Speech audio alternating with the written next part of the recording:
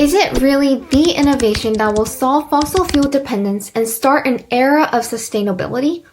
Or is it just another hoax?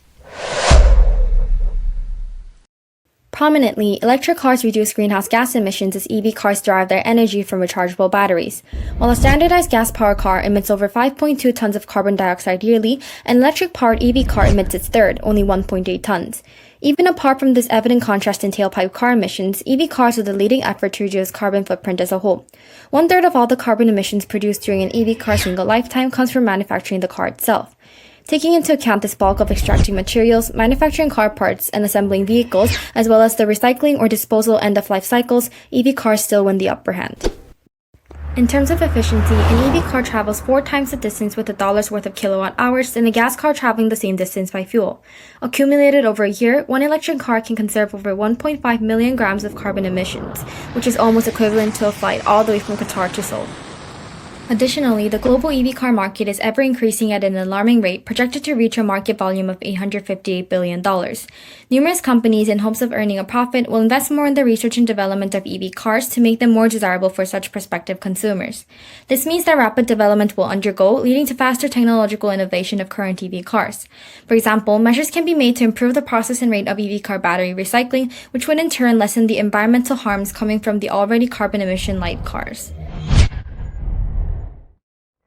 Even though EV cars are known to be free of CO2 emissions while running, EVs produce tons of CO2 when they are initially manufactured. In fact, electric cars are composed of many rare earth materials in their batteries, such as lithium, cobalt, and graphite.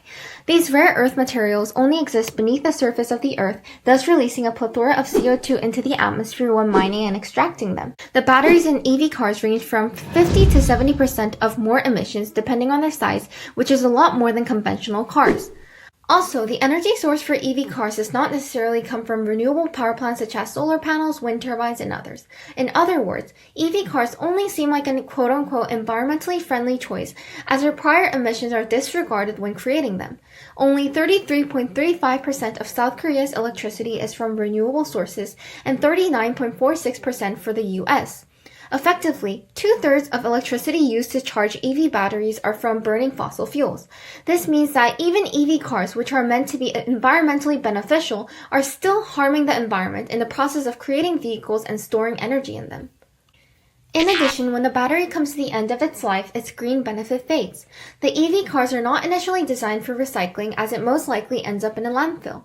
The disposal of EV batteries can release deleterious toxins such as heavy metals into the atmosphere. On the other hand, if it is attempted to be recycled, it requires meticulous handling of the intricate designs of EV cars. Once the cars are cut too deep or cut in a wrong direction, they can short-circuit or combust, thus releasing toxic fumes into the atmosphere. Human-powered mobilities like walking or bike riding are the most sustainable options to reduce the carbon footprint. It can reduce the footprint of an average household by up to 1,000 pounds of emissions annually. For longer distances, riding public transportation produces lower emissions than private vehicles, as it can lower the carbon footprint of an average household by up to 3 tons of emissions annually. Thus, when we compare EV cars to public transportation and other sustainable choices, this lessens their effectiveness due to their life cycle emission and a limited number of passengers. Overall, the driving part of EV is certainly more fuel efficient and environmentally friendly as carbon emissions are undoubtedly lower than conventional cars.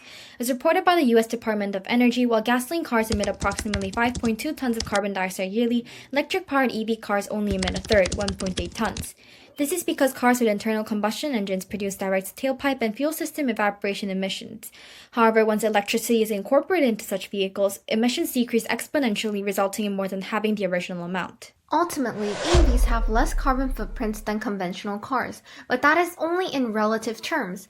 Is it absolutely environmentally friendly? From the mining and creating process of EV cars, we can ultimately conclude that EV cars are actually not environmentally safe. However, when compared with a normal car, it emits less carbon dioxide when used, which shows the relative effectiveness of the vehicle.